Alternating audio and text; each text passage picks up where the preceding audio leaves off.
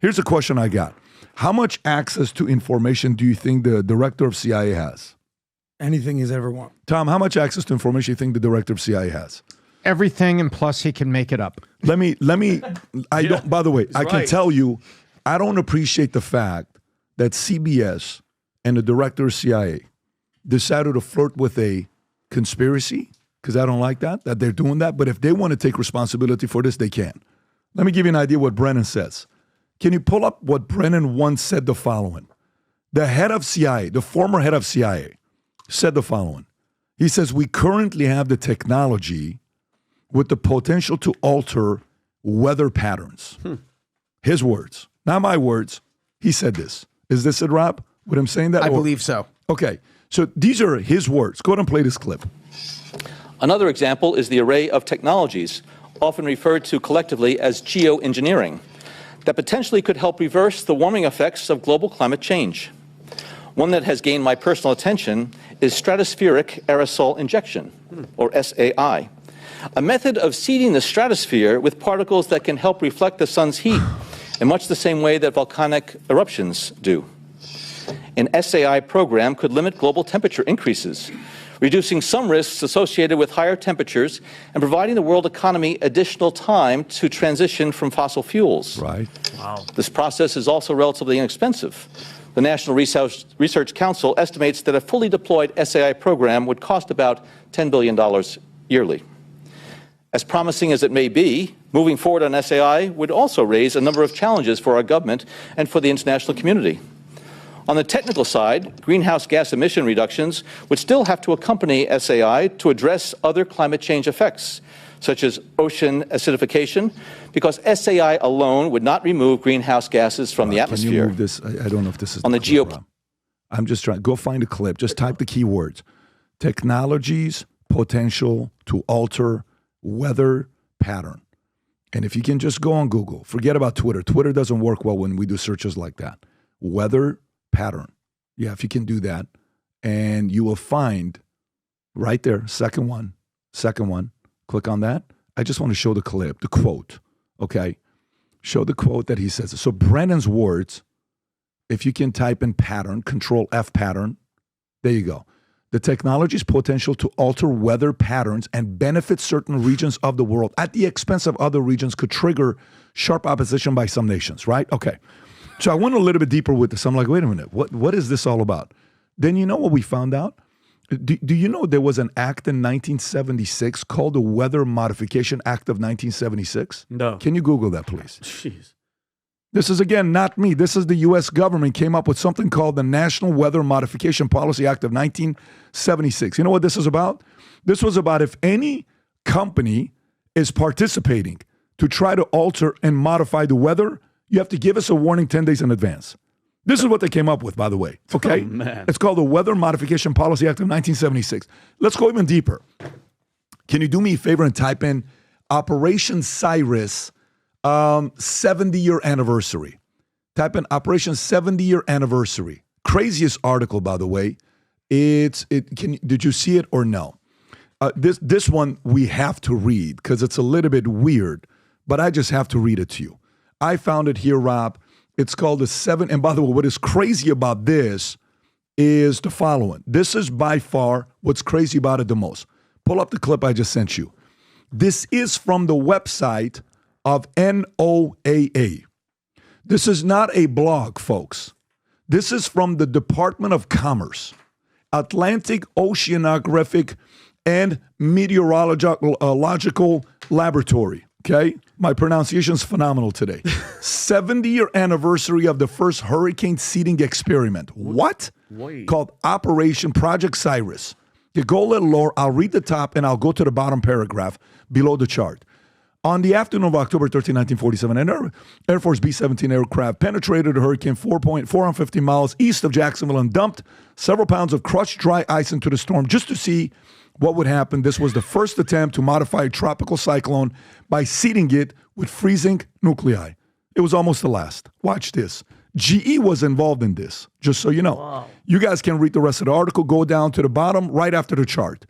Let's read it from right here. The scientists were eager to examine the storm the following day. However, when they flew to predict the storm location, they had trouble locating the eye. After some hunting around, they found the hurricane center nearly 100 miles west of where they expected it to be. To their astonishment, the hurricane had made a 135-degree left turn and was now moving due west. On top of that, it was strengthening. By the afternoon of the 15th, Hurricane King struck Savannah, Georgia. One person died. In the storm surged $2 million in damages. The public was outraged that the scientists had caused the storm to swerve into Georgia, and threats of lawsuits were thrown around. GE's case was not helped when the head of their laboratories of GE, Dr. Irving Langmuir, issued a statement that he was 99% sure the storm had changed course due to the seeding. The chief of weather, government, this is government now, chief of weather bureau, Dr. Francis, thought differently and appointed 3 of his weathermen to find a case where a hurricane had followed a similar track but had not been seeded. The case was published, demonstrating that hurricanes could swerve like that without the use of dry ice, and the threat of lawsuits eventually evaporated. What's the point here? Imagine you work for GE. You're the head of their laboratory, and you say, no, we did it. Wow.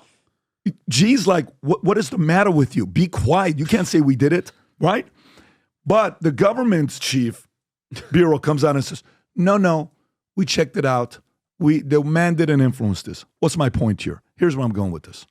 7-year anniversary, go read that article. All I'm saying is this. You mean to tell me we don't have the technology at this point in 2024 with all the inventions that we've created to find a way to kill these things and slow them down? You mean we don't? I'm not even talking about creating it. Which is on the table as well. Which we know we can create. Of course. CBS host who just was debating, what is her name? Have you seen the CBS clip with Michio Kaku?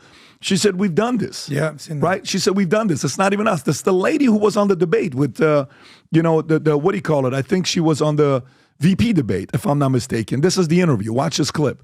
It's a bad version of it. Just okay, then don't worry about it. Anyways, so they're even saying that these things happened in the past. She claimed that these things happened in the past.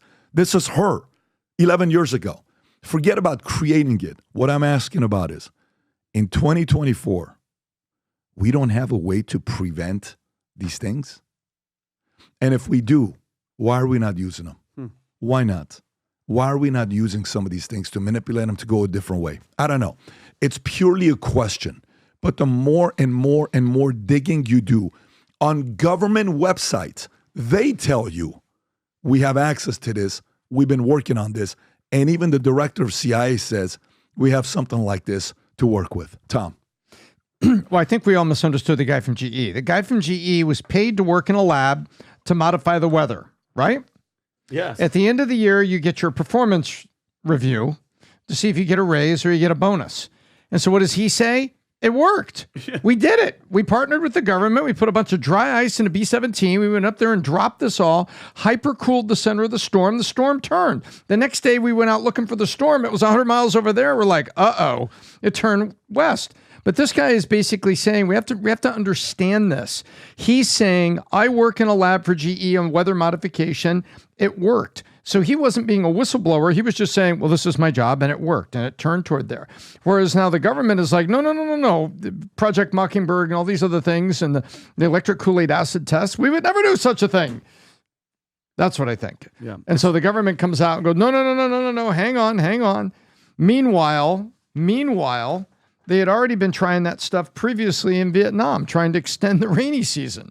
So, and it's like sometimes experiments go bad, Remember the Bikini Atoll? What's that? That's where they launched a nuclear bomb and gave a bunch of military guys cancer and things like this. Yeah, that's why I tell them. So we've done a lot of tests in our day and kind of messed people up in the process. And that's why when people, Pat, you bring this up, and there's people out there, because I've seen it, because I've had these conversations, especially with Brandon. People are like, "What? Now you're trying to say?" I'm like, yes. I'm talking about that same government that did what you're talking about. That gave LSD to our soldiers. That experiment with mind-altering MK Ultra type stuff. It happens, Pat. Then you have to ask the question. Like, what's besides not being able to stop it, them creating it? Because mind you, these are the same people that are saying, hey, this is because of climate change, are actually the ones changing the climate. They're the ones that can do it. Allegedly. I'm not saying that's the case. I'm just saying, allegedly as well. I'm not there. Yeah. All I'm at is the following. I'm at Harvard. in 2015 at this OPM program I went to, Owner President Management Program. I've never gone to Harvard as a student. My GPA was 1.8. This is not, I went to Harvard. Yeah. But when I'm there, one of my classmates, Vinny, was from Lagos, Tom. One of my classmates was from Lagos. 8 of us were asked to go up and present a certain project we're working on to raise money. Yeah. He was one of them, I was one, and 6 other guys went up. This guy got up and he says, I have invented that with a $100 million investment into a plant, I can build and produce water from thin air. And he wasn't kidding. And shows this video, and you say, wow. He says, yeah. And then I'm watching the room. I'm not in the water making business. Yeah. I'm in the insurance business. And I'm like, yeah, that technology's been around. Yeah, that technology. And everybody starts talking. So the concern with water is we have the technology to be able to make it. There are plenty of advanced technologies for us to be able to do a lot of different things. Why are we not testing it and using it? Maybe we are. And if we are and they're not telling us, maybe that's what's also causing something that's 120 miles to go to 185 miles. Yep. Maybe they're doing that. We don't know that, right? So these are some of the things that maybe the government doesn't want us to know because they don't want to freak us out. And sometimes some projects, some assignments get, And remember what happened when in Dubai, like 3 months flooding. ago? It was the worst 'Cause they're cloud rain or seeding. drought. Yeah. And then when people were basically allegedly saying it was be cloud seeding, I think they were shutting it down. I think some clips, some YouTube stuff, some government intervention. What's wrong with asking questions, I think is what we're basically saying. I don't know what's Nothing. going on here, but there's some evidence that there could be some foul play. Let me give you guys an update here about election night. So election night, that's coming up November 5th. It's going to be the biggest party in the country, minus the one that Trump and Kamala host together. I have 4 guests that I'm announcing that are now going to be at the election night with us. We're going to have some of the old timers that are coming back. So those guys are going to come back no matter what. They'll be with us while we go live on the podcast from 7 p.m. to 2 o'clock in the morning, maybe even later. It's going to be one of those marathons. And by the way, it's so awesome seeing other people who are business podcasts are now saying, we're going to host a live event as well. No problem. We like to lead people. We're leaders amongst leaders, and it's exciting. But ours will be a kick-ass event that we put together here. Here's who's going to be here with us. You got Brian Callen will be here. You got Sammy Gravano will be here to give his take from a mob's perspective. You got Michael Francis that will be here. You got Dave Smith that will be here and many other names, but I'm going to drop it to you every podcast who else is going to come here. So don't be the person that's waiting till last minute when this thing sells out and then you're saying, but I couldn't get a ticket. By the way, the super VIPs will get a chance to meet all the speakers. Why? Because all the super VIPs will be going there to eat. So watch this video, Rob, put it on 1.25, and then we'll get into all the stories. Here's a new building and where the party will be held at. Go ahead. I got a big announcement to make. Property I'm on right now. We've been working on buying this property for the last 3 years. It's one of its last kind in America. Why? It's on 11 acres. It's got 2 hangars. It's on an airport. Upgrades of $7 million made here. That's going to be the new headquarters of Valuetainment Media, David Consulting, the podcast, the whole 9. And what we wanted to do, we want to find a way to celebrate this as a new headquarters with inviting you to an event on November 5th, which is election night. A lot of different things people will be talking about, business owners. What's going to happen if it goes this way? What's going to happen if it goes that way? So imagine 2,000 people being here. Let me show you around. Some of you will have a private meeting with me. That's the elite. That's going to be a few of you. Some will get a private tour of the entire office from us. There's a hangar in the back. So you come up here. Imagine there's going to be a couple major tents, 40 feet by 100 feet, where some of the people that are buying general tickets will be there. But over here inside the hangar is where the podcast will be held. This entire thing will be open like it is right now. Inside of it, myself, the PBD podcast crew, some of the super VIPs will be invited to go upstairs in a section that we have that's got a bar, a restaurant, food, kitchen. You're eating, you're watching it from all the way up there while we're doing the podcast down here in the hangar. So imagine in this room, there's 1,000 people, right? While we're going through this whole thing. Conversation, it's going to be from 6 p.m. is when it starts. All the way up to 2 o'clock in the morning. Who knows? Maybe we'll go 3, 4 o'clock in the morning because a lot of things that's going to be going on. And by the way, do you know why we're not cutting this? We're on an airport. These are planes. We have to hear because right here is the airport. And FYI, messy place right there at that stadium right behind us. There's 5 ticket tiers that you can purchase. Each one's got more things to offer.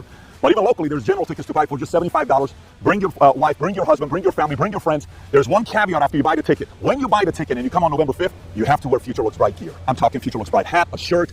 Doesn't matter. You're going to have to show I got some kind of Future Looks Bright gear because we want everybody here to spread the message and the energy of optimism around the world, back to their states, wherever you're going to be. So November 5th, click on the link above or below, get registered. And if you're watching this saying, well, Pat, I like to travel private. Can I bring my private jet here? 5 of you guys will be after you buy your ticket. Then you can ask us, and that's only available to the tickets at the highest level possible to bring your jet and park it here. So having said that, get your tickets, and I cannot wait to see you November 5th, 6 p.m. at our new headquarters in Fort Lauderdale. Take care, everybody. Bye-bye, bye-bye. I dare you to miss it. No, I'm telling you right now. I dare you. I'm telling you to your face. I dare you to miss it. For 4 years, you're going to say, I will never miss it again. Because the next one we do like this is 4 years from now, like the World Cup, which will be in 2028. I dare you to miss it. For those of you guys that are wise and smart enough to know what's going to happen and the crazy stuff that we're going to be covering, you'll be attending. And we can't wait to have you guys there. We cannot wait to spend the entire night with you, your friends, your family together, all night talking about what's going to happen in 2025 and on. So, Rob, put the link below for people to go get registered. If you're listening to this online, go to 5990live.com, go to events, purchase a ticket, and we'll see you there. So if you like this clip and you want to watch another one, click right here. And if you want to watch the entire podcast, click right here.